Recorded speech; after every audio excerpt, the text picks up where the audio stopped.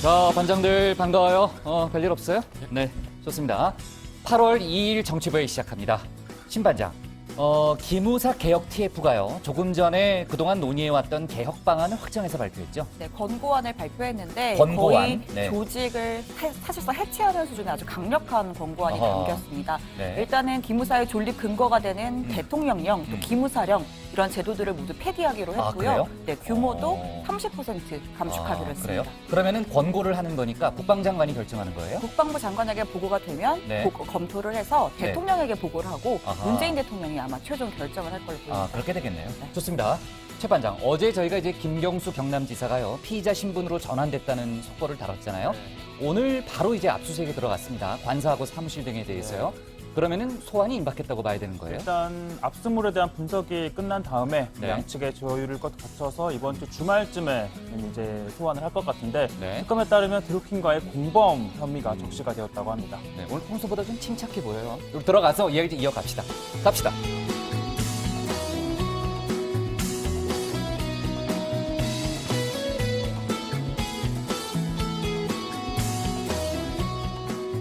네, 반장들 자리에 앉았으면 정치부회를 시작하죠.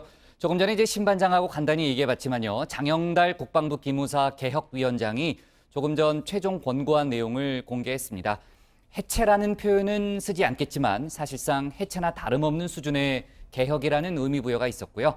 병력의 30%라고 그랬죠. 30%를 감축하고 전국 시도 단위 기무부대를 전면 폐지하는 내용 등이 권고안에 들어갔습니다. 조직 관련해서는 기무사를 그대로 놔두는 방안, 또 국방부 안에 본부로 만드는 방안, 그리고 그 외청으로 독립시키는 방안 등 3개 안을 권고했고요. 이제 아까 제 신반장도 얘기했듯이 아마 국방부 장관이 크게 손대지 않고 청와대에 보고를 할 것 같아요. 이제 최종 결정은 문재인 대통령의 몫이다 이렇게 볼 수 있을 것 같습니다. 그리고 기무사 계엄령 문건 등을 수사하고 있는 국방부 특별수사단이 오늘 사실상의 중간 수사 결과라고 볼 수 있는 거죠. 네, 중간 수사 결과를 발표했는데 문건이 저장돼 있던 USB 안에 수백 개의 파일이 저장됐다가 삭제된 그런 흔적을 발견했다고 하고요. 또 상당수 문건을 복원했다고 합니다. 그 복구된 파일들을 보면은 계엄 시행 준비에 관한 내용이 여럿 포함돼 있었다는 게 수사단 측의 설명입니다. 저희가 이제 계엄 문건에 대해서는 그동안 충분히 다뤄봤는데 계엄 문건에 원래 제목이 있었대요. 그 원래 제목은 그동안 저희가 얘기했던 그 제목이 아니고 현 시국 관련 대비 계획, 이게 이제 원래 있던 그 문건의 명칭이었다고 하고요. 이 문건을 TF팀에서 만들었잖아요. 그 TF팀 멤버가 14명인가요? 저희가 그 얘기도 했었는데 그 TF팀이 상당히 은밀하게 또 독립적으로 활동을 했고 사용했던 전자기기를 나중에 다 포맷시키는 등 그 활동 기록을 없애려 한 그런 정황도 이제 잡았다라는 게 이제 수사단의 설명입니다. 자, 자세한 내용은 저희가 신반장 발제를 들어보면서 하나하나 따져보도록 하고요. 어제 저희가 미군 유해 송환식 현장을 여러 번 이제 현장 연결을 했잖아요. 미군 유해가 어제 저녁 우리나라를 떠나서 오늘 오전, 우리 시간으로 오늘 오전 하와이에 도착했습니다. 펜스 미 부통령 등이 지금 이제 부통령 얼굴이 나가고 있지만요. 참석한 가운데 유해 봉환식이 열렸고요. 트럼프 대통령은 조금 전 김정은 위원장에게 감사한다, 곧 보게 되기를 고대한다 이런 글을 트위터에 올리기도 했습니다. 오늘 정치부 회의는요. 먼저 최 반장 발제를 들어보면서 드루킹 특검 수사 속보와 사법부 재판거래 의혹 관련한 얘기부터 해보고요. 리비아 무장단체의 한국인 납치 등 외교안보 소식을 이어서 다루겠습니다. 계엄령 문건 수사 속보와 기무사 개혁안 얘기도 알아보겠습니다. 그럼 먼저 최종혁 반장의 발제부터 시작하겠습니다.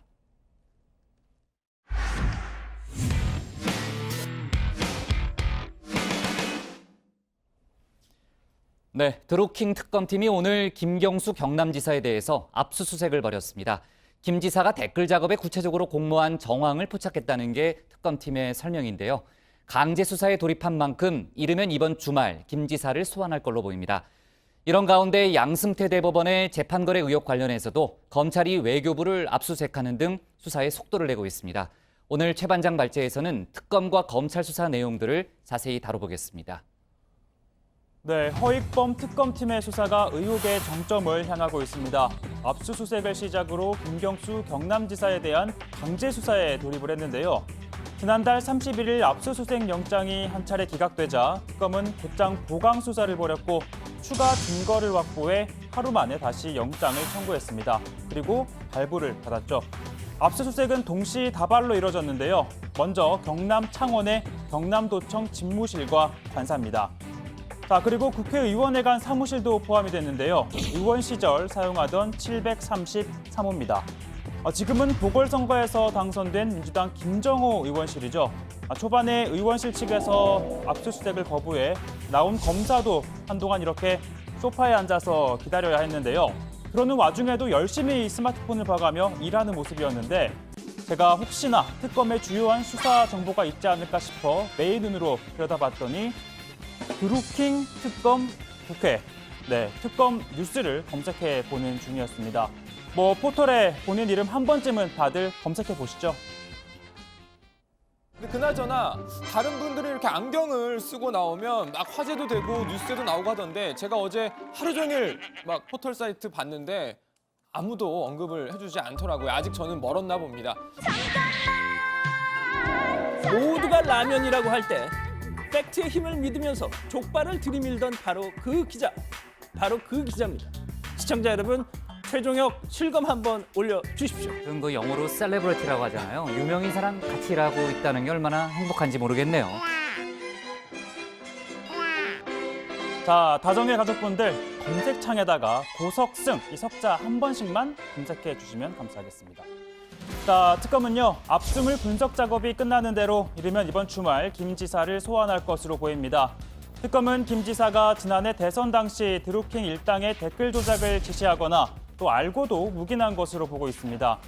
특검은 또 김 지사가 지방선거를 도와달라고 했다는 드루킹의 진술도 확보를 해 공직선거법 위반 혐의도 적용을 했다고 합니다. 자, 이렇다 보니 자유한국당과 바른미래당 일제히 공세를 펼쳤습니다. 백원우 청와대 민정비서관과 송인배 정무비서관에 대해서도 드루킹과의 커넥션이 반드시 규명되어져야 할 것입니다. 허익범 특검께서 이 무더운 여름에 힘든 시간을 보내고 있습니다. 국민들과 함께 허익범 특검 활동 노력에 경의를 표합니다. 힘내십시오. 특검은 그동안 해온 것처럼 좌고우면하지 말고 흔들림 없는 자세로 수사를 해서 진실 규명을 해주기를 기대합니다. 네, 민주당은 특검이 김 지사를 소환하기도 전에 피의자 신분으로 전환했다고 공개를 하는 등 악의적인 여론몰이 마녀 사냥을 하고 있다고 비판했습니다. 그리고 김경수 지사도요, 경찰 조사 과정에서 충분히 밝히고 소명했던 내용을 마치 새로운 것인 양 반복해 보도하고 있다며 불편한 심기를 드러냈습니다. 자, 김경수 지사 변호인을 선임했는데요. 김경수 변호사입니다. 네, 김경수의 변호인 김경수입니다. 네, 아이러니하게도 드루킹 특검 하마평에도 올랐었죠. 대구 고검장 출신으로 대검 중수부가 사라지기 전 마지막 중수부장을 지냈고 줄곧 검찰총장과 법무장관 후보로 거론됐던 거물급 인물입니다. 자, 압수수색이 진행된 오늘 김경수 지사는 개인적인 일정으로 휴가를 내고 도청을 비운 상태였습니다.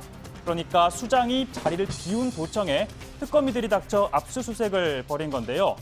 그런데 오늘 수뇌부가 자리를 비운 곳에 검찰이 또 들이닥친 곳이 있습니다. 바로 외교부입니다. 아세안 지역 안보 포럼에 참석차 강경화 장관과 주요 간부들이 대거 싱가포르로 출장을 간 사이 검찰이 파란 상자를 들고 찾아간 겁니다. 자, 검찰은요, 양승태 사법부가 일제 강제동원 피해자들의 소송을 거래했다는 의혹과 관련해 외교부 내 문건들을 확보했습니다. 검찰은 대법원이 해외 공관에 보낼 법관을 늘리기 위해 강제동원 피해자들의 손해배상 소송의 결론을 5년째 미뤄왔다고 의심하고 있습니다. 검찰은 외교부와 법원, 행정처, 국제심의관실 이 두 곳에 대해서 그리고 문건 작성에 관여한 전현직 판사들에 대해서 압수수색 영장을 청구했는데요. 법원은요, 외교부에 대해서만 영장을 발부했습니다. 그러니까 제 식구들은 압수수색은 안 돼라는 신호를 보낸 건데 법원은 문건 내용은 부적절하거나 다시 법원은 문건 내용은 부적절하나 일개 심의관이 작성한 문건에 따라 대한민국 대법관이 재판한다고 보기 어렵다라는 이유에서였습니다. 그러나 대한민국 대법관은 이렇게 얘기를 했었죠. 저희의 부덕의 소치로 인해 법원 가족은 물론 사법부를 사랑하는 많은 국민 여러분께 심려를 끼쳐드린 점에 대해 매우 송구스럽게 생각합니다. 사법권 독립이 훼손될 우려에 처해 있다고 걱정하는 소리가 높습니다. 저로서는 말할 자격이 없음을 잘 알고 있고 자, 그리고 이틀 전 공개된 문건에서는 계속해서 논란이 될 만한 정황들이 발견되고 있습니다. 20대 국회의원 분석 문건은 국회의원 개인정보가 많아서 행정처가 공개하지 않았다라고 설명을 했는데요. 실상 이 문건에는 국회의원 관련 재판 정보가 정리가 돼 있다고 합니다. 상고법원 도입을 위해 로비 또는 압박 수단으로 쓰려고 한 것은 아닌지 의심이 가는 대목입니다. 자, 그리고 공개된 문건 중에서도 중간중간 삭제가 된 부분이 많습니다. 일부 확인이 됐는데요. 자, 이한성 법사위 간사 겸 1소위 위원장, 중략, 것으로 알려짐 이렇게 되어 있습니다. 이 원문은 이렇다고 합니다. 조직적, 체계적 대응 능력이 부족해 검찰 출신임에도 법무부조차 간사가 되는 걸 반대한다라는 것으로 알려졌다 이렇게 되어 있다고 하는데요. 본인에게는 다소 서운한 또는 불쾌한 표현으로 보입니다. 자, 오늘 준비한 발제 두 가지입니다.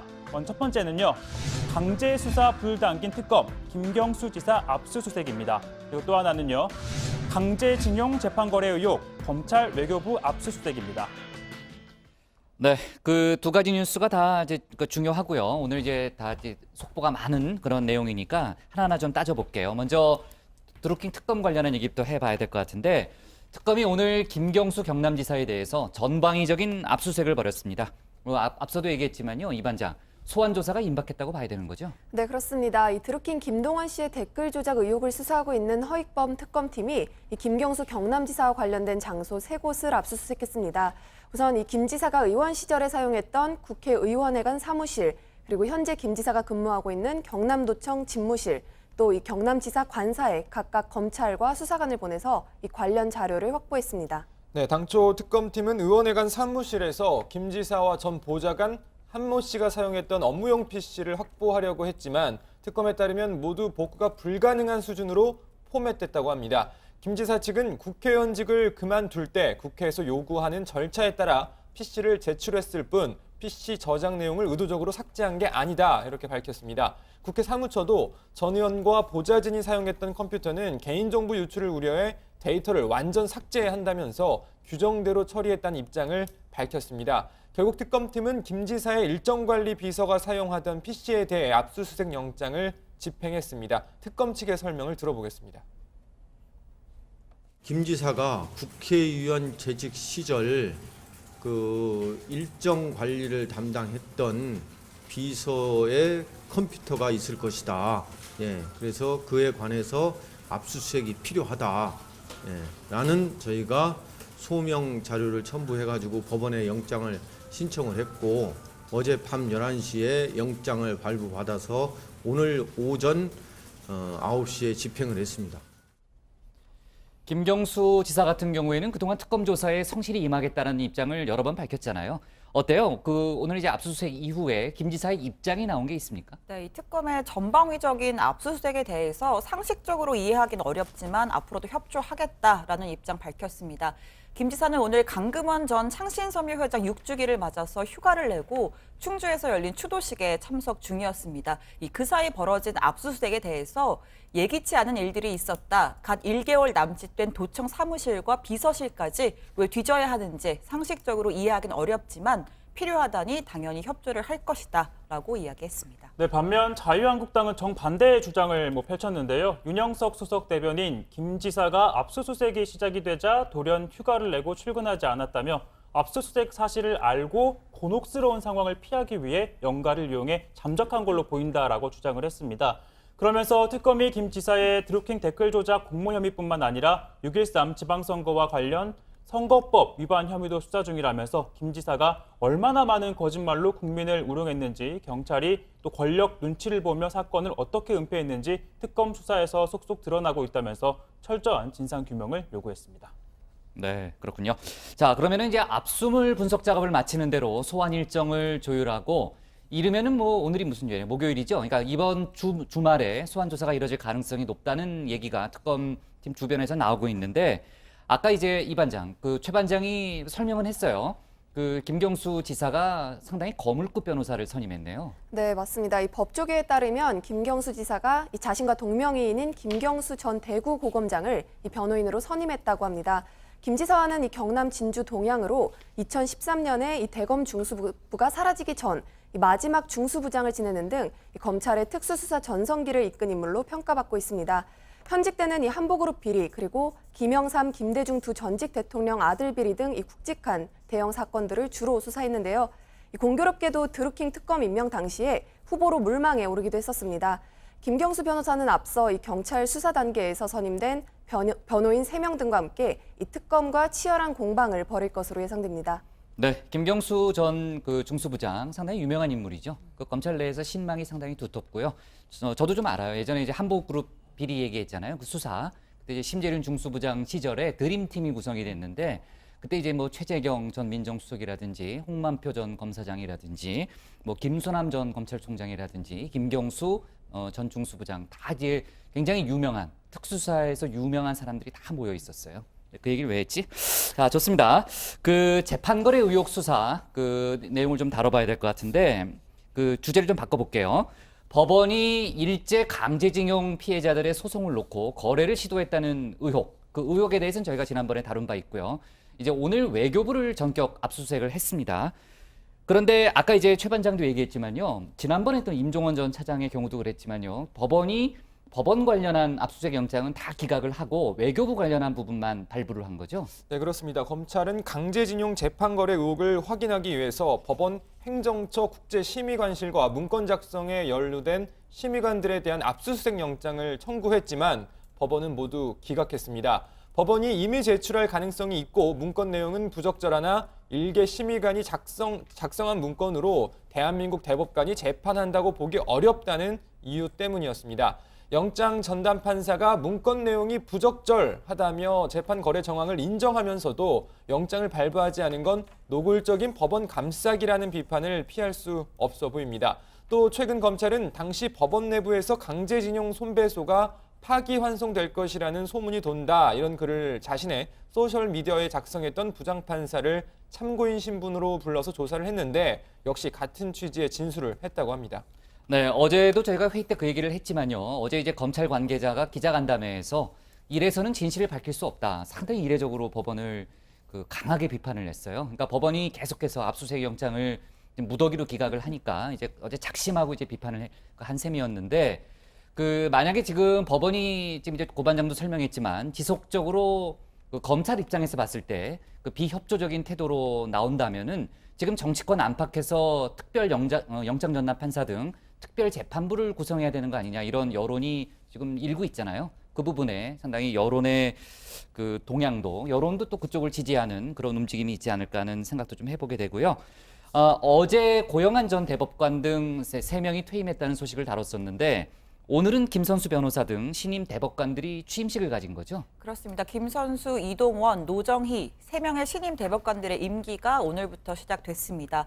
이들은 사법부가 국민의 신뢰를 회복하기 위해서 조직을 정비하고 국민을 최우선으로 생각하는 재판을 해야 한다고 당부했습니다. 김선수 대법관은 법원이 어려운 시기에 있는 바 국민의 관점에서 접근함으로써 사법 신뢰를 회복할 수 있는 전화위복의 계기로 삼기를 바란다라고 얘기했고요.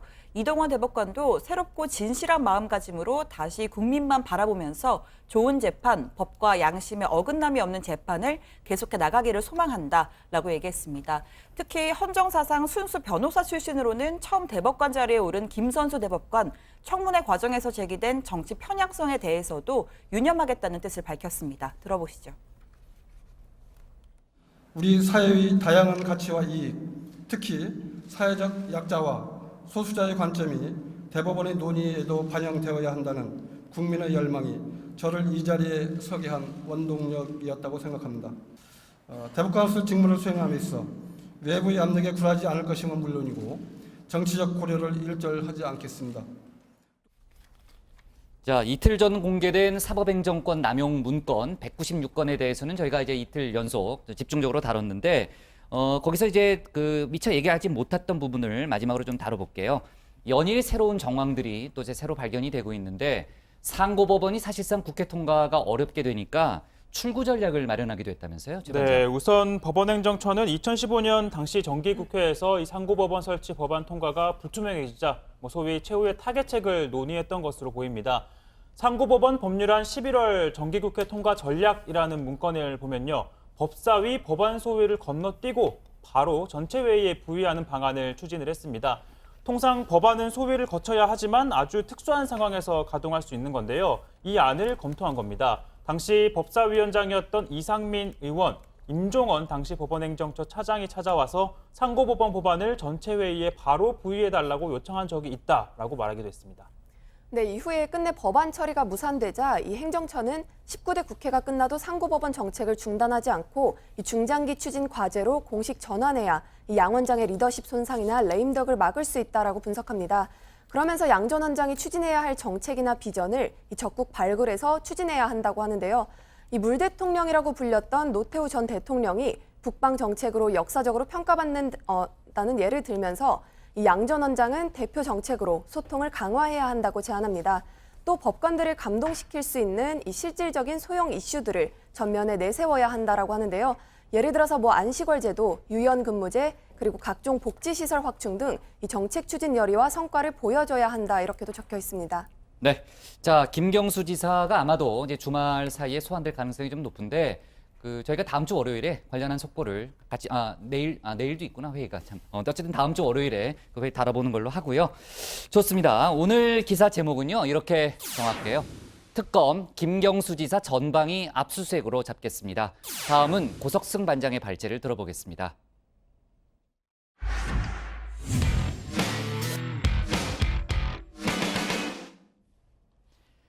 지난달 6일 리비아에서 60대 한국인이 무장단체에 피랍된 사실이 뒤늦게 알려졌습니다. 어제는 저희가 간단히 속보로 다룬 바 있는데요. 문재인 대통령은 납치 사실이 알려진 직후 국가가 가진 모든 역량을 동원해서 구출에 최선을 다하라고 당부했습니다. 정부는 문 대통령의 지시로 청해 부대를 리비아 인근 해역으로 급파하고 주 리비아 대사를 반장으로 하는 현지 비상대책반도 가동했습니다. 오늘 고 반장 발제에서는 관련 소식을 포함한 외교안보 소식을 집중적으로 짚어보겠습니다. 네, 어제였죠. 안타까운 소식이 전해졌습니다. 리비아에서 60대 한국인 남성이 무장 괴한들에게 납치됐다는 소식입니다. 사건은 지난달 6일, 그러니까 대략 한 달 전쯤 리비아 서부 자발 하사우나 지역에서 발생했습니다. 해당 남성은 리비아 현지 수전관리 업체에 다니고 있는 것으로 확인됐는데요. 필리핀 국적 직원 3명도 함께 피랍된 상황입니다.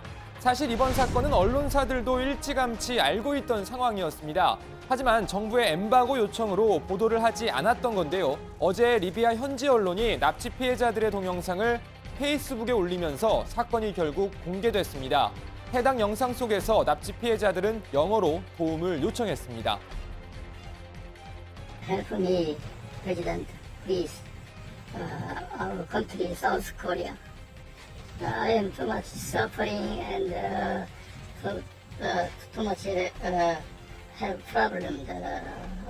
My wife and my children too much headache every day.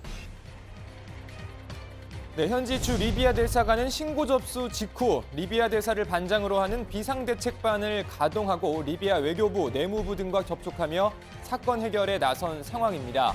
청와대는 오늘 논평을 내고 사건 첫날 문재인 대통령이 국가가 가진 모든 역량을 동원해 구출에 최선을 다해달라는 지시를 내렸다며 리비아 정부 및 필리핀, 미국 등 우방국들과 긴밀한 협력 체계를 유지하고 있다고 밝혔습니다.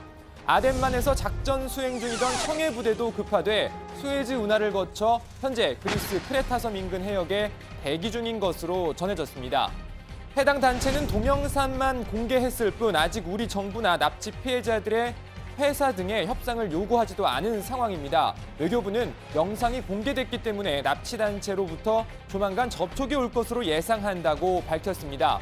문제는 납치 단체의 정체가 아직 정확히 밝혀지지 않았다는 겁니다. 외교부와 중동 전문가들은 일단 IS 등 이슬람 과격 무장단체는 아닌 것으로 파악하고 있습니다. IS나 급진적인 이슬람 무장 조직 같은 경우 나치한 인질들의 복장을 그렇게 보통 옷을 입히지 않고 오렌지복을 입힌다든지 아니면 최한 이제 이슬람 복장이라도 입히는데 그렇지 않은 걸 봤을 때는 이슬람 조직이라고 보기보다는 그냥 단순한 민병대 조직이 아닌가 그렇게 생각이 듭니다. 네, 이런 가운데 2015년 시리아에서 실종됐던 일본인 기자의 납치 동영상도 지난달 31일 공개됐습니다. 알카에다 연계 조직 알누스라 전선에 납치된 것으로 알려진 야스다 준페이라는 프리랜서 언론인인데요. 해당 영상에서 뜻밖의 말을 꺼냈습니다. 私の名前はウマルです。韓国人です。とてもひどい環境にいます。今すぐ助けてください。 네, 들으신 것처럼 본인이 한국인이라고 분명하게 말한 겁니다. 이 때문에 잠깐이지만 시리아와 리비아에서 연달아 한국인 납치 사건이 발생한 것 아니냐 이런 혼선도 있었습니다. 왜 한국인이라고 본인을 소개한 건지, 왜 본명 대신 우마르라는 이름을 사용한 건지 확인할 길이 없다 보니 의문만 증폭되는 상황입니다. 자, 어제 송환식을 갖고 미국으로 옮겨진 미군 유해 관련 소식도 잠깐 전해드리겠습니다. 우리 시간으로 오늘 오전 하와이 히캄 기지에 유해가 도착했습니다. 60여 년 만에 고국으로 돌아온 55구의 유해를 펜스 미국 부통령이 직접 맞이했습니다. Some have called the Korean War the forgotten war. But today, we prove these heroes were never forgotten. Today, our boys are coming home. Our work will not be complete until all our fallen heroes are accounted for and home. 그런데 하와이 도착 모습을 보면 한 가지 달라진 점이 있습니다. 오산 기지에서는 유해가 유엔기에 덮여 있었는데요. 보시는 것처럼 성조기로 바뀌어 있습니다. 한국 오산 기지에서의 1차 확인 결과 유해 대부분 미군일 것으로 추정됐기 때문입니다. They do appear to be remains from the Korean War. They are likely to be American remains, one of the largest unilateral turnovers we've ever received. 네, 트럼프 미국 대통령도 트위터를 통해 재차 김정은 북한 위원장에게 감사 인사를 전했습니다. 약속을 지키고 위대한 실종자들의 유해를 고향으로 돌려보내준 김정은 위원장에게 감사를 표합니다. 김 위원장이 이처럼 친절한 행동을 했다는 것에 전혀 놀라지 않았습니다. 또한 김 위원장의 멋진 편지도 감사합니다.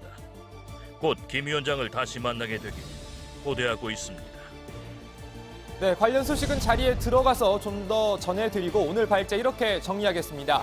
리비아서 한국인 피랍, 문 대통령 모든 역량 동원에 구출 최선. 자, 리비아 피랍 사건 얘기부터 좀 해봐야 될 것 같은데, 근데 리비아가 현재 여행 금지 지역으로 정해져 있는 거 아니에요? 맞죠, 최 반장? 네, 맞습니다. 네. 근데 지금 피해자가 리비아에 어떻게 들어간 거죠? 네, 해당 피해자는요, 20년 넘게 리비아에 체류 중이었던 것으로 알려지고 있습니다. 가족은 한국에 두고 혼자 리비아와 한국을 오갔던 것으로 보이는데, 리비아 거주 기간이 꽤 길었던 만큼 현지 사정이 꽤 밝은 편이었을 것으로 추정이 됩니다. 따라서 여행 금지 국가에 무턱대고 들어간 사례와는 조금 다르다고 볼 수 있는데요.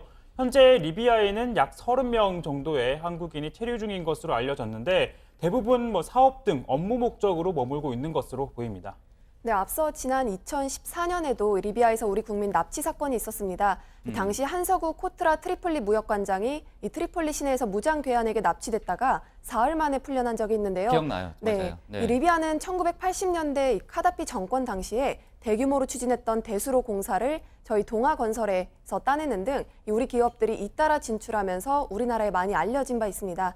그런데 최근 몇 년간의 정세 불안으로 기업들 상당수가 철수한 상황입니다.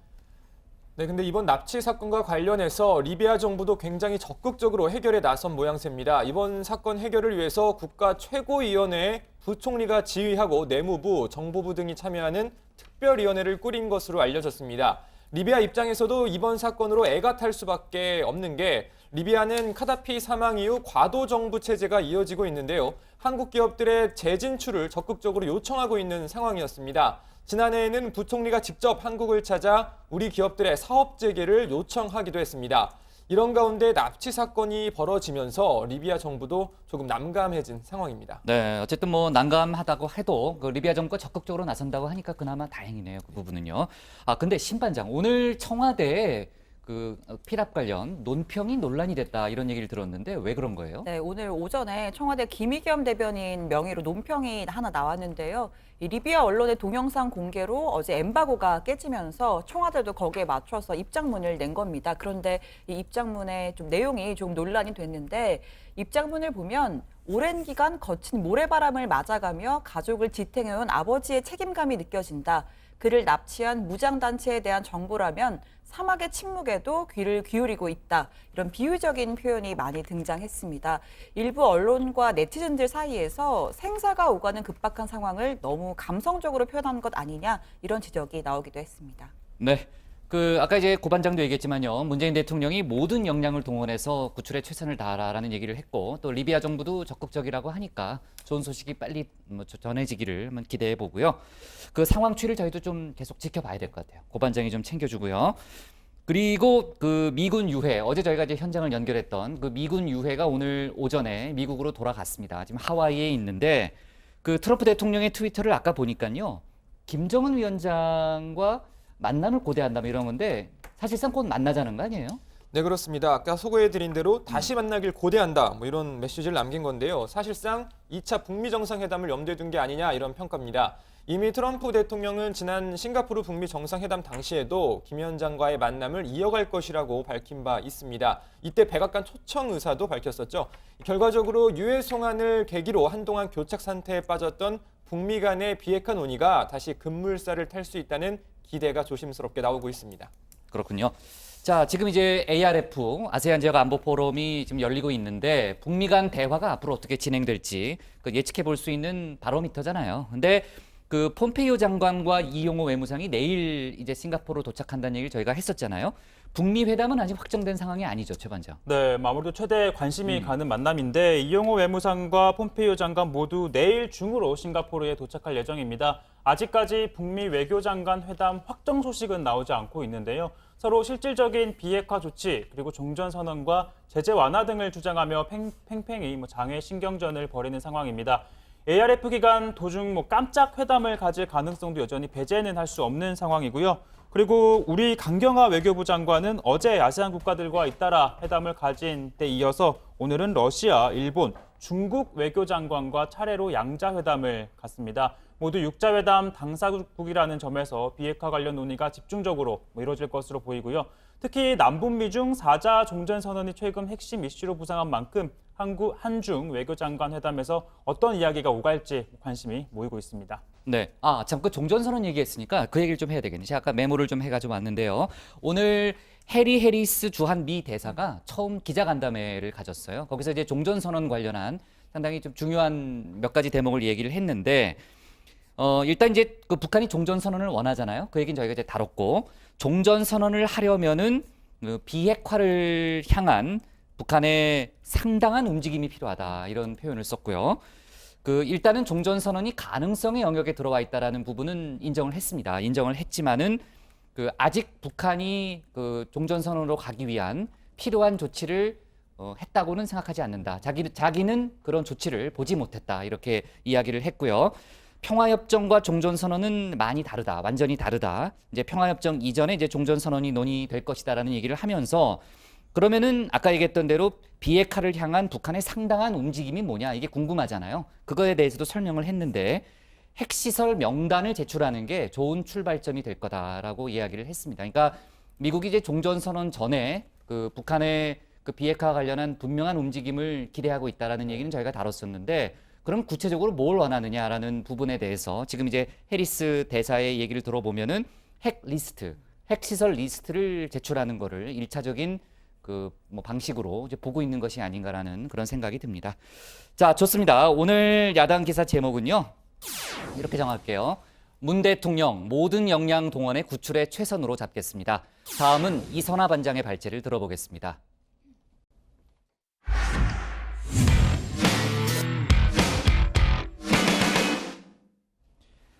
어젯밤 서울이 1907년 기상 관측을 시작한 이래 가장 더웠다고 합니다. 밤에도 최저기온이 30도를 넘었죠. 정치권에서도 관련해서 법안들을 쏟아내고 있지만은 반짝 대책에 불과하다는 지적도 나오고 있습니다. 오늘 이반장 발제에서는 폭염 관련 소식과 정치권 뉴스를 함께 정리해 보겠습니다. 네, 오늘은 간단한 퀴즈로 발제 시작해 보겠습니다. 요즘 인터넷에서 존경하는 인물로 가장 많이 회자되는 사람 누군지 아시나요? 복부장? 네, 아닙니다. 바로 윌리스 캐리어, 에어컨을 최초로 개발한 사람입니다. 하느님, 부처님, 윌리어 캐리스님. 늦었지만 지금이라도 노벨 평화상 주자. 오늘도 캐리어 선생님께 존경과 감사의 마음으로 하루를 시작한다. 이처럼 온라인에는 다양한 찬양글들이 올라오고 있습니다. 저는 원래 밤에 잘 때 에어컨을 끄고 자는데요. 어젯밤은 도저히 그럴 용기가 없었습니다. 그리고 오늘 아침 출근길에 뉴스를 보니 어젯밤 111년 만에 가장 더운 밤이었다고 합니다. 서울 최저기온이 30.3도였습니다. 열대야도 2주 가까이 이어지고 있다고 하는데요. 저희 제보 사이트에도 폭염 관련 제보가 쏟아지고 있습니다. 그중에서 눈길을 끄는 사진 한 장 있어서 가져와 봤습니다. 비둘기가 호스에서 흘러나와 바닥에 젖어 있는 물을 먹으려고 하는 사진인데요. 에어컨도 쓰지 못하는 비둘기, 오죽할까요? 무더위에 많이 힘들어 보입니다. 사상 최악의 폭염, 그리고 열대야가 이어지면서 야근 금지령이 내려진 곳도 있습니다. 금융위원회인데요. 어제 금융위원장이 간부들과 티타임을 가지면서 저녁 6시 20분쯤 이 국장과 과장들이 직접 남아있는 직원들을 파악하고 특별한 일이 아니면 퇴근을 시켜라라고 한 겁니다. 금융위원회는 본래 업무 강도가 가장 높기로 유명하죠. 그런데 금융위가 있는 정부 서울청사는 저녁 6시에 냉방이 중단됩니다. 해가 져도 더위가 가시지 않으니 퇴근 시간을 앞당긴 겁니다. 폭염이 바꿔놓은 시간이 또 있습니다. 이번 주말 열리는 프로축구 시작 시간이 전부 저녁 8시로 바뀐 겁니다. 원래는 저녁 6시, 7시, 그리고 7시 반에 각각 열릴 예정이었는데요. 이 선수들과 관중들의 안정을 위해서 경기 시간을 조금 늦추기로 결정한 겁니다. 정치권에서는 부랴부랴 폭염 대책 법안을 쏟아내고 있습니다. 더불어민주당은 폭염을 재난안전법상 자연재해에 포함시켜 정부가 폭염을 체계적으로 대비할 수 있도록 할 것입니다. 지금의 누진제는 과거 전력 수급이 절대적으로 불안정한 시절에 주택용 전력에만 책정된 불합리한 제도입니다. 합쳐서 열흘 이상이면 이상인 그 달은 폭염 달로 지정을 해서 30% 감면해주는. 네, 각 당별로 좋은 대책들 많이 내놓고는 있는데요. 이 문제는 정작 여야가 함께 가동 중인 민생경제 법안 TF에서는 협의가 이뤄지지 않고 있다는 겁니다. 폭염의 대책이 필요하다는 데에는 모두가 공감하지만 이 TF가 아닌 당에서 개별적으로 내놓고 있다 보니 인기 영합식의 발의 행태가 아니냐 이런 비판도 나오고 있는 실정입니다. 또 뒷북 대응이란 논란도 피하지 못하고 있습니다. 네, 이미 2년 전 폭염 때도 관련 법안들이 본물을 잃었지만 정작 입법 절차에 들어간 경우는 거의 없었습니다. 실제로 폭염을 재난에 포함시키고 이 정부 차원의 보상과 지원을 해줘야 한다는 개정안부터 시작해서 이 폭염과 관련해서 현재 국회에 계류 중인 법안만 10건이 넘습니다. 이 더위와 함께 입법 열기도 식어버린 겁니다. 하지만 앞으로도 매년 여름마다 이 무더위를 피할 수 없을 것 같은데요. 이번에는 국회에서 책임 있게 법안들을 처리해 주었으면 하는 게 이 더위에 지친 모든 국민들의 바람일 겁니다. 열대야로 밤에 밖에 못 나오는 분들도 많지만 또 다른 이유로 밤거리가 한산합니다. 주 52시간 근무제 시행이 한 달을 맞이한 겁니다. 한 달 사이에 굉장히 많은 변화가 있었다고 하는데요. 먼저 직장이 밀집한 곳에 위치한 음식점이나 이 포장마차 등은 직격탄을 맞았다고 합니다. 특히 외식업소에서의 맥주 판매량이 급격하게 줄었다고 하죠. 반대로 전성시대를 맞이한 곳도 있습니다. 공연업계입니다. 시간 여유가 생기면서 문화생활을 하려는 사람들이 많이 늘어난 겁니다. 저도 이번 주에 다정회 마치고 미국 래퍼 켄드릭 라마 내한 공연도 보러 가고 노트르담드 파리 뮤지컬도 보고 왔는데요. 네, 아무튼 사진 보시면요. 이 사원증을 들고 오면 할인을 해주는 극장도 있고 또 평일 저녁에 영화를 보러 오면 역시 할인을 해주는 영화관도 생겼습니다. 현장에서는 주 52시간 근무제 시행으로 명암이 엇갈리고 있는데요. 정치권에서도 조금 다른 시각으로 제도를 바라보고 있습니다. 일단 더불어민주당은 이 보안 입법에 초점을 맞추고 있습니다. 퇴근 후에 카톡 지시를 하면 이건 역시 업무 시간으로 포함시켜야 한다. 이런 내용들이 있고요. 반면 자유한국당에서는 주 52시간제로 이 산업 경쟁력이 저하될 수 있다면서 이 부분을 보완하는 입법을 추진하고 있습니다. 오늘 준비한 소식은 여기까지입니다. 네, 이 반장이 문화공연을 많이 다녔군요. 좋은 거 있으면 반장들하고 저 같이 좀 갔으면 좋겠네, 앞으로요. 자, 그리고요, 정말 굉장히 더운 날씨인데, 그 정부하고 이제 그 국회 차원의 여러 가지 이제 대책에 관한 논의가 좀 진행이 되고 있잖아요. 근데 정부가 그 취약계층의 에너지 사용 부담을 줄여주는 그 에너지 바우처라고 있잖아요. 그걸 여름에도 지원하는 방안을 추진하고 있다면서요? 네, 산업통상자원부가 이 에너지 바우처를 내년부터는요, 여름에도 사용할 수 있도록 준비를 하고 있다고 합니다. 원래 이 에너지 바우처는 취약계층이 전기나 도시가스, LPG 등을 살 수 있도록 지원을 해주는 제도인데요. 겨울에만 시행이 됐습니다. 2015년에 처음 시행이 됐는데 국민기초생활법에 따른 생계급여 또는 의료급여 수급자가 그 대상입니다. 지난 겨울의 경우에 총 54만 5천 가구에 519억 원을 지원을 했었는데요. 그런데 이번 여름 폭염이 심각해지면서 이걸 여름으로도 확대를 하겠다는 겁니다.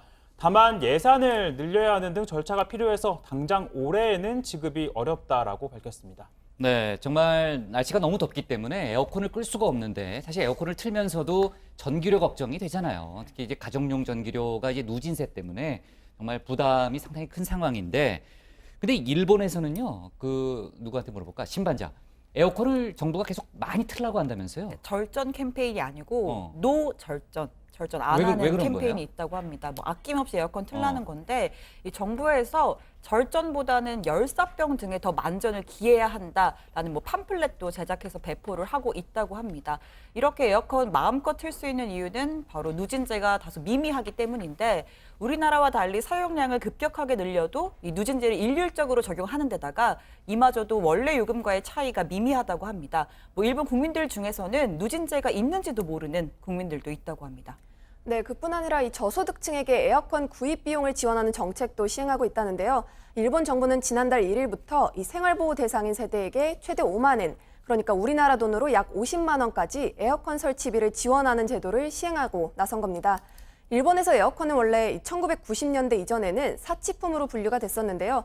그래서 에어컨이 있는 집은 생활보호 대상으로 선정되지 못하기도 했습니다. 그런데 폭염 문제가 심각해지면서 이제는 사치품이 아닌 생활 필수품으로 인정하고 나선 겁니다. 네. 자, 정말 폭염보다 전기세가 무섭다, 이런 생각이 절로 드는 그런 상황이고, 너무 더우니까 차가운 음료를 계속 마시게 돼요. 저도 계속 마시게 되는데, 근데 저희 그 회사 카페에 고석승 반장이 그렇게 유명하다면서요, 이 반장? 네, 제가 엊그제 커피 사준다 그래서 같이 카페를 갔는데 직원분이 알아보시더라고요. 왜요? 고 반장 왜 알아봐요? 네. 잘생겨서? 아니, 고 반장 근데 왜 선아 반장만 사주고 저랑 신현 반장은 왜 커피 안 사줘요? 글쎄요. 네. 처음 와서 네. 이렇게 좀 여러 가지로. 아니, 신 반장 처음 왔을 때 사줬어요? 더 늦게 왔구나. 그때는 제가 없었지 않습니까? 이 반장 그냥 하려던 네, 얘기 네. 계속해요. 네, 아무튼 이 환경을 생각해서 일회용 컵을 쓴다고 하는데요. 제가 아까도 바로 옆자리라서 이렇게 살짝 몰래 봤는데 컵에다가 커피를 먹고 있더라고요. 네. 그러니까 오늘부터 매장 안에서 그 일회용 컵을 사용하면 안 되는 거죠? 맞죠? 오늘부터죠? 그 선배 그렇어요. 저 사진 한번 언급해주러 가면 안 될까요? 책상이 네, 제가 너무 원고를 쓰기 찍어본 위해 사진이 고뇌하는 아, 이 고반장의 어떤 네. 거북목이네요, 거북목. 너무 그만 봐도 될 것 같습니다. 네. 저 사진. 좋아요. 고 반장이 좀 설명해봐요. 네, 일회용컵 오늘부터 금지가 됐습니다. 원래는 어제부터 지자체에서 단속이 이뤄질 예정이었는데요. 가이드라인을 만드느라 하루가 연기된 겁니다. 이제 카페나 패스트푸드점 등에서 주문을 받을 때 점원이 먼저 매장 안에서는 일회용컵 사용이 안 됩니다, 이렇게 알려줘야 하고, 밖으로 들고 나가서 먹겠다고 한 손님에 한해서만 일회용컵을 제공할 수 있습니다. 만약에 이 같은 절차 없이 매장 안에서 일회용컵이 사용되는 게 발견되면 위반 횟수 등에 따라서 최대 200만 원의 과태료를 물게 됩니다. 네, 좋습니다. 당분간은 이제 막 시행이 됐기 때문에 혼란스러운 상황도 있을 것 같다는 생각 좀 들고요. 그 정치권 소식을 짚어볼게요. 더불어민주당 당대표 후보들이요. 최 반장, 오늘 첫 TV 토론회를 가졌죠? 네, 오늘 광주 MBC 주최로 첫 번째 TV 토론회가 열렸습니다. 당초 친문 표심 잡기나 이재명 경기지사 문제가 화두가 될 거란 예상과는 다르게 주로 정책을 놓고 논쟁이 펼쳐졌는데요. 세 후보 모두 호남의 표심을 얻기 위해 각종 정책을 제시했습니다. 먼저 김진표 의원, 호남 균형 발전 특별위원회와 같은 TF팀을 만들겠다라고 했고요. 그리고 송영길 의원은 노사 상생을 담은 광주형 일자리 문제를 해결하는 데 앞장서겠다라고 했습니다.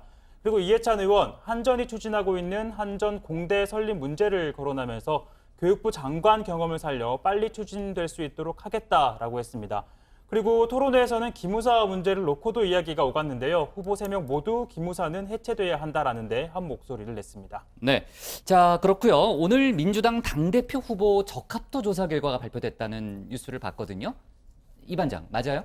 네, 제가 말씀드리겠습니다. 신반장이 취재했어요? 일단 오늘 네. 공개된 여론조사 결과에 따르면 이해찬 의원이 선두를 달리고 있습니다. 특히 민주당 당원들의 표심을 유추해 볼 수 있는 민주당 지지층에서 더 두각을 나타냈는데요.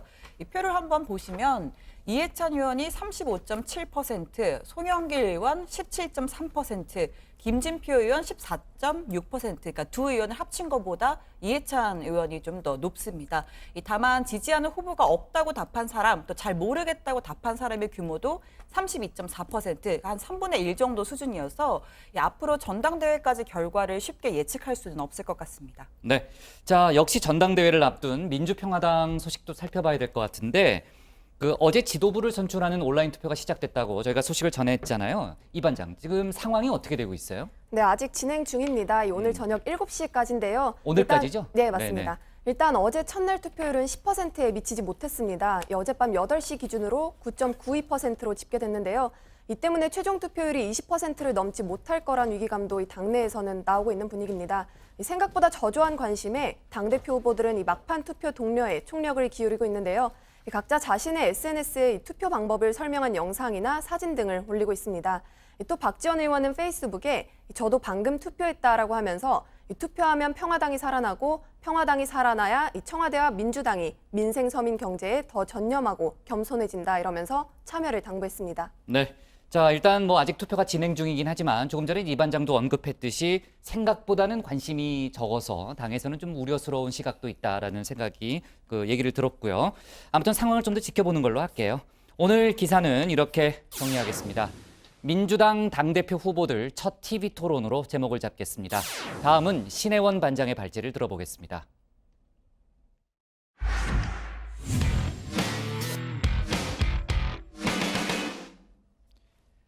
군 특별수사단이 기무사의 개헌 문건 작성, 세월호 유족 사찰 의혹에 대한 중간 수사 결과를 발표했습니다. 기무사는 개헌 TF를 비밀리에 운영하기 위해서 예산과 장소를 따로 확보하고 아예 망이 분리된 PC를 사용하는 치밀함도 보였습니다. 오늘 청와대 발제에서는 기무사 수사 속보, 또 기무사 개혁안 발표 내용을 자세하게 다뤄보겠습니다. 기무사의 뿌리는 1950년 육군본부 직할 특모부대입니다. 이후 육군 방첩부대, 육군 보안사령부, 국군 보안사령부로 간판을 바꾸면서 조직과 세를 키웠습니다. 주요 업무는 보안과 방첩이지만 장교들의 일거수일투족을 기록하는 장교 동향보고가 실질적인 힘의 원천입니다. 별을 다느냐 마느냐, 옷을 벗느냐 마느냐가 이 보고서 한 줄에 달렸기 때문이죠. 기무사의 위세를 보여주는 일화 셀 수 없이 많습니다. 68년 하면은 1.11 사태가 있지 않습니까? 네네. 1.11 사태에서 북한 특수부대, 우리가 그 당시에 무장공비라고 불렀죠. 네. 그 사람들이 어떻게 거기 검문소를 다 통과해서 왔거든요. 그렇죠. 돌아온 게 아니고 그때 뭐라고 얘기했냐면 우리 방첩대야 하면서 지나쳤습니다. 그러니까 나 기무사야 라고 말만 하면 검문소든 뭐든 다 프리패스였다는 얘기입니다. 자, 그런데 군내 쿠데타를 막는 역할을 해야 할 기무사가 되려 쿠데타 문건을 만들었다는 논란에 휩싸였습니다. 한밤중 서울 한복판에 탱크를 투입하고 국회의원을 현행범으로 체포해서 국회를 무력화시키는 계획. 만약 실현됐다면 1980년 전두환 신군부 쿠데타의 데자뷰입니다. 기무사의 세월호 유족 사찰과 경영금 토는 그 자체만으로도 있을 수 없는 구시대적이고 불법적인 일탈 행위입니다. 기무사 개혁 방안에 대해서도 별도로 조속히 마련해 주길 바랍니다. 보면서 뉴스 같은 거 봤어? 여러분들 내가 갑자기 부른 것은 최단 시간 내 일을 진행시키기 위해서 이렇게 모였으니까 이해를 하라고. 기업령 관련 준비, 대기, 출동 명령 등 모든 문건 존재 여부를 확인하고 최단 시간 내 제출할 것을 단호히 명령합니다. 대통령의 특별 지시로 꾸려진 군 특별수사단은 약 3주에 걸쳐 기무사 압수수색과 실무자 소환 조사를 진행했습니다. 오늘 중간 수사 결과를 공개했는데요. 그래서 준비했습니다. 발제 속의 코너 수사반장 신반장입니다. 그럼 오늘자 수사 브리핑 시작합니다. 이 수사 개시 첫날 특수단은 기무사로부터 USB 메모리를 확보합니다. 이 USB엔 기존에 공개된 8쪽짜리 문건 또 67쪽짜리 세부 자료 외에도 여러 참고 자료와 문건의 초안도 있었다고 합니다. 계엄 문건 보고서의 원래 제목은 언론에 공개된 전시계엄 합수 업무 수행 방안이 아니라 현 시국 관련 대비 계획이었던 걸로 파악됐습니다. 대비 계획 세부 자료는 2차례에 걸쳐서 고쳐졌다라고 얘기했습니다. 기무사는 계엄 문건 작성 TF를 비밀리에 운영하기 위해서 아예 미래 방첩 업무 발전 방안 TF라는 엉뚱한 이름으로 위장했습니다. 인사 명령, 예산, 장소까지 따로 확보했고요. 망 자체가 분리된 PC로 문건을 작성했습니다. TF 활동 종료 후에는 사용된 전자기기를 모두 포맷했습니다. 특수단은 확보한 USB 안에 수백 개의 파일이 저장됐다가 삭제된 흔적 발견했습니다. 현재 상당수를 복구한 결과 계엄 시행 준비에 대한 내용이 다수 포함된 사실 확인됐습니다. 그러니까 기무사의 계엄 문건이 실제 액션 플랜이었을 가능성이 한층 더 높아진 겁니다. 작성 과정에서 실행 계획이 될 수 있다는 부분은 인지를 하셨습니까? 그런 세부적인 사항도 검찰 조사 나왔으니까 제가 다 말씀드리겠습니다. 작성 과정에서 예하부대와는 어디까지 좀 논의가 되셨습니까? 그 또한 검찰 조사관에 다 말씀드리려고 합니다. 특수단은 세월호 유가족에 대한 기무사의 조직적이고 전방위적인 사찰 혐의도 포착했습니다. 기무사는 당초 현장 지원 명목으로 세월호 TF를 구성했었는데 실제 행보는 전혀 달랐던 거죠. 이들은 현장 및 사이버 사찰을 통해서 유가족의 성향, 정부 발표에 대한 반응을 분석하고 가족들의 사진, 학력, 전화번호 이런 정보를 수집해서 보고했습니다. 특수단은 TF에서 작성한 보고서와 이메일, 세월호 백서 등 광범위한 증거를 확보했습니다. 자, 수사반장은 수사 속보와 함께 다시 돌아옵니다. 이제 기무사 개혁은 선택이 아닌 필수가 됐습니다. 국방부 기무사 개혁위원회가 오늘 기무사 개혁 권고안을 발표했는데요. 기무사의 존립 근거가 되는 모든 제도적인 장치를 폐지하고 규모를 30% 줄이는 사실상 해체에 가까운 내용이 담겼습니다.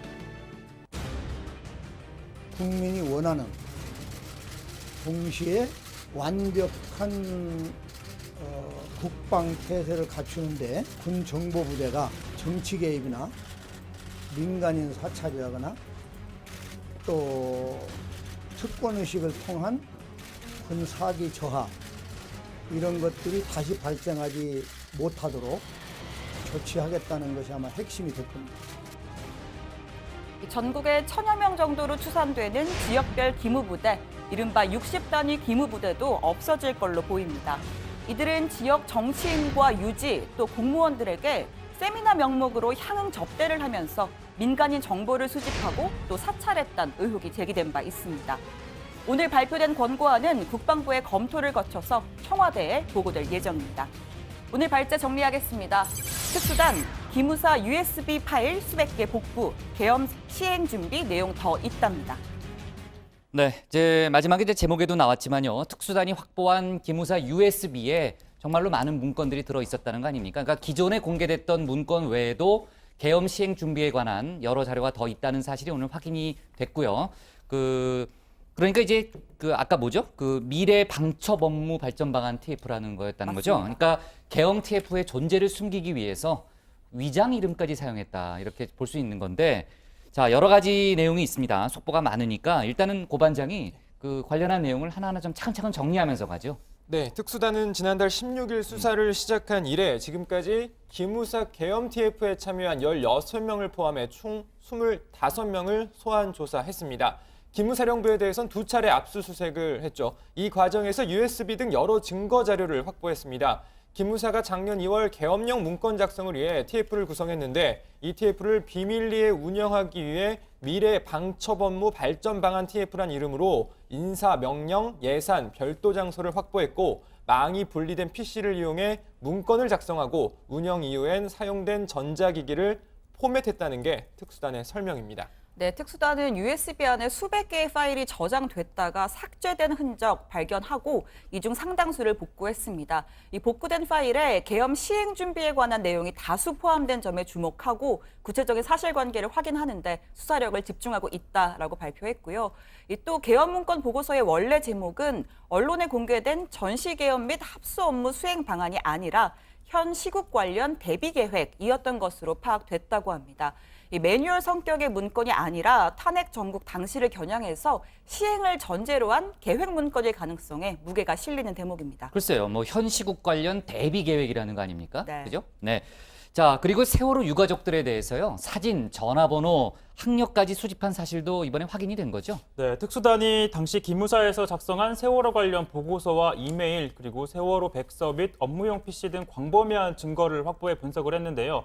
기무사가 세월호 참사 발생 이후 현장 지원 등을 명목으로 세월호 TF를 구성해 유가족을 사찰한 사실을 확인했다면서 현장 및 사이버 사찰을 통해 유가족의 성향, 정부 발표에 대한 반응, 그리고 유가족의 사진, 학력, 전화번호 등의 정보를 수집해 보고한 사실을 확인했다라고 설명했습니다. 최 반장, 오늘부터 본격적으로 민군 합동체제로 가는 거예요? 네, 특수단 내 계엄 문건 수사팀 16명은 서울 동부지검에 마련된 민군 합동수사단 사무실로 이동을 했고요.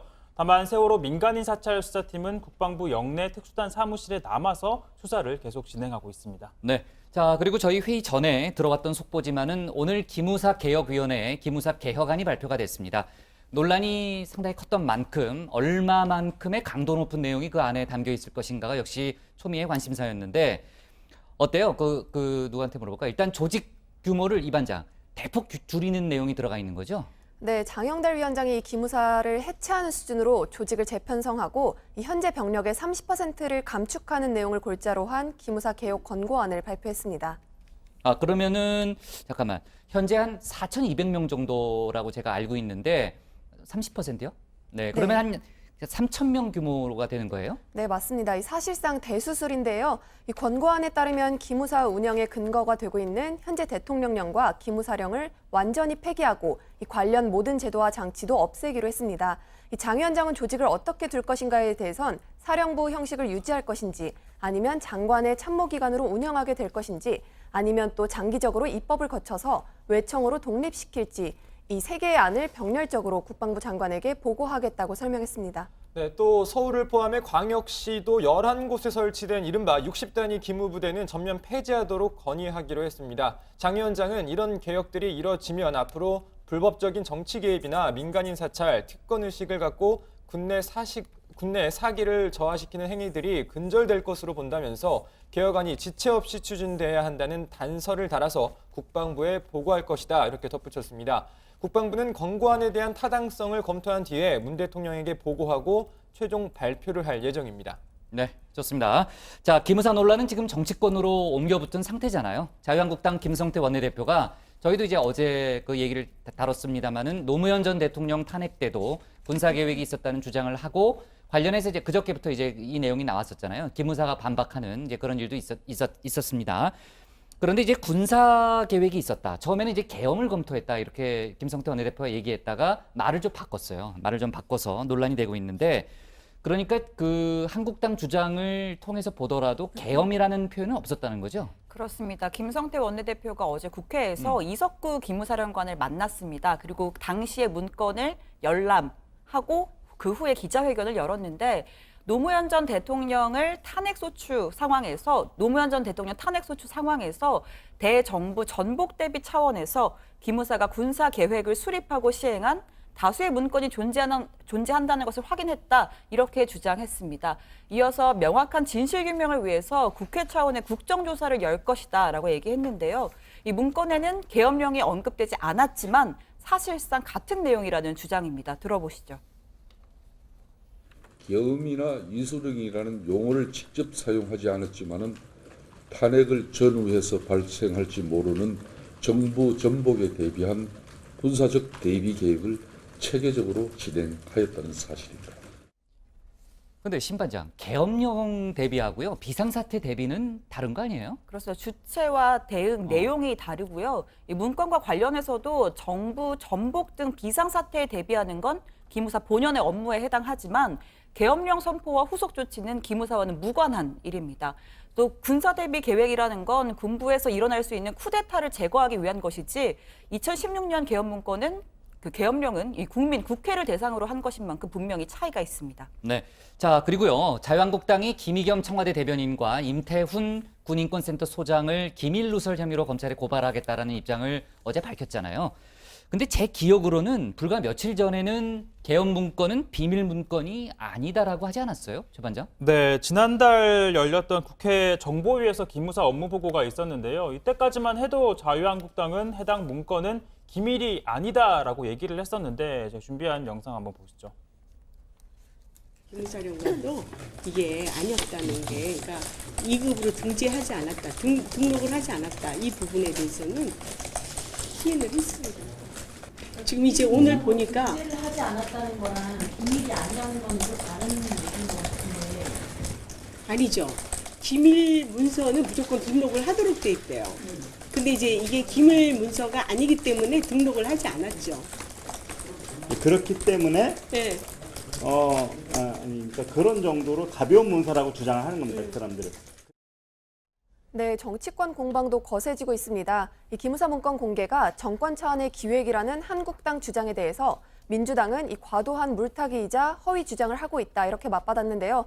민주당 박경미 원내대변인은 한국당이 참여정부에서도 이 계엄 검토가 있었다는 가짜뉴스를 들고 나오고 또 계엄 문건을 폭로한 시민단체 대표에 대해서 개인적인 측면을 문제시한다라면서 이 손바닥으로 하늘을 가리려 한다라고 말했습니다. 또 한국당 김성태 원내대표는요, 노 전 대통령 당시 기무사 문건과 박근혜 전 대통령 당시 계엄령 문건에 대한 국정조사가 함께 이뤄져야 한다고 거듭 주장했습니다. 네. 자, 계엄 문건 수사 속보, 그리고 이제 기무사 개혁안 두 가지 뉴스를 크게 다뤄봤는데 둘 다 속보를 많이 챙겨야 되는 상황이에요. 특히 이제 오늘 중간 수사 결과에서 그 TF 활동 상당히 은밀하게 이루어졌다는 내용을 아까 많이 얘기했잖아요. 관련해서 앞으로 이제 관련자들에 대한 소환, 또 이제 구체적인 내용들이 또 확인이 될 테니까 저희가 관련한 내용은 내일 다시 한 번 더 추가로 다뤄보는 걸로 하겠습니다. 자, 오늘 청와대 발제는요. 특수단, 계엄 문건 수백 개 파일 삭제 흔적으로 잡겠습니다.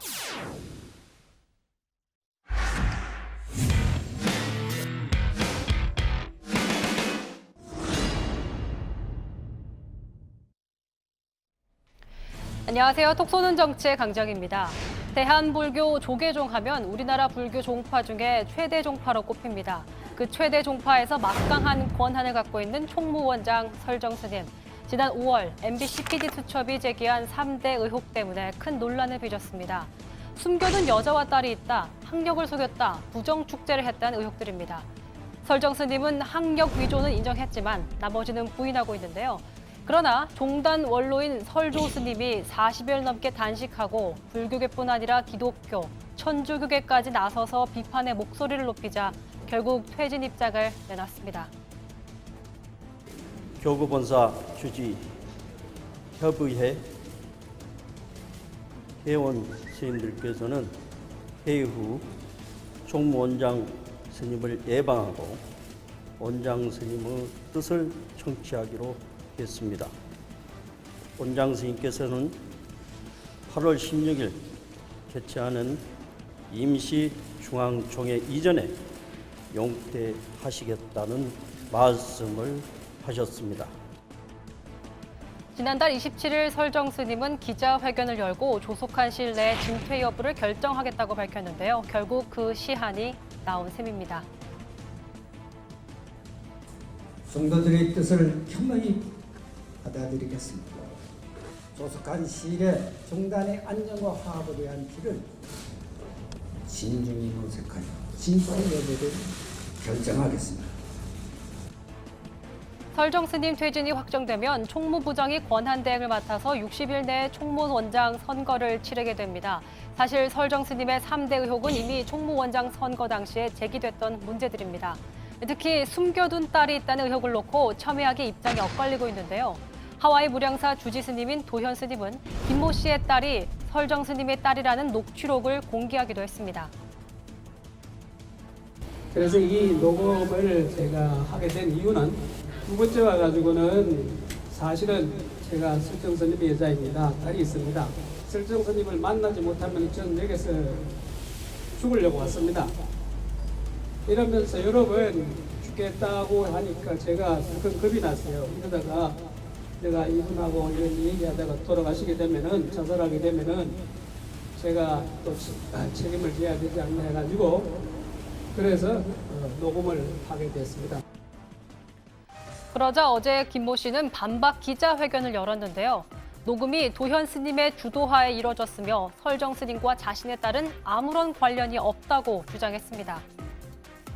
녹취에 관해서는 단 한 번만에 한 것이 아니라 반복의 반복을 거듭하고 수정에 수정을 거듭한 것임을 분명히 밝힙니다. 그럼에도 불구하고 도현 스님은 마치 그 녹취가 자신만이 알고 있는 비밀이라도 되는 것처럼 거짓말을 했습니다. 그 아이의 친구에 해당하는 사람은 과거의 어느 사찰에서 그 사와의 불순한 관계로 인해서 잉태된 생명입니다. 설정 스님과는 아무런 연관이 없으며 이 모든 갈등의 원인이 종단 내 파벌 싸움 때문이라는 지적이 나오는데요. 이른바 종단 정치가 여의도 정치를 넘어섰단 말까지 생길 정도입니다. 현재 조계종 내부에서 혁신안이 마련되고 있다고 합니다. 과연 종파 싸움에 얼룩지고 온갖 추문이 터져나오는 조계종 내부를 개혁할 방안이 나올지는 지켜봐야겠습니다.